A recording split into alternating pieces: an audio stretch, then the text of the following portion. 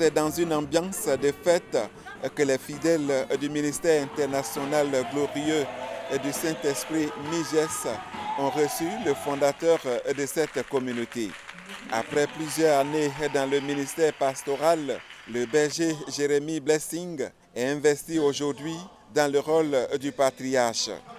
Quant à la prédication du jour, c'est toute la place au père spirituel Nabiya qui a rappelé l'Église à l'évangélisation. Le coparrain Irale Ouattara, lui, est venu de l'église Foursquare de Tazibou pour reconnaître le mérite d'un serviteur engagé. Donc maintenant, il devient un homme multidimensionnel. Ça veut dire qu'il devient un patriarche.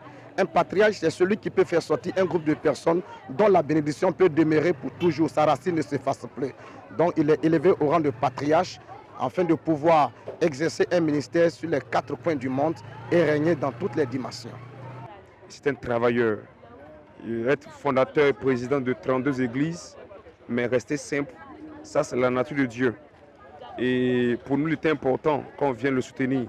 Tous les hommes de Dieu de la vie d'Aloha, tout l'USDD, est unanime que le révérend prophète Blessing mérite d'être assisté à son tour, d'être soutenu, et que Dieu l'amène encore plus haut et plus loin dans son ministère.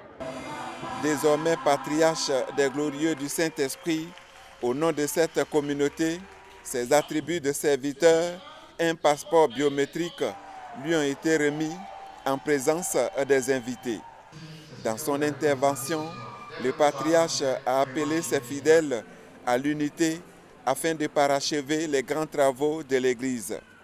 Je demande au peuple d'être plus loyal, car c'est la loyauté auprès de mes pères depuis 1992 jusqu'à cette année qui a permis que je sois à ce niveau-là. Depuis que nous avons commencé ce ministère, pratiquement, on n'a pas des personnes de haut niveau, comme on peut le dire, des grands boss.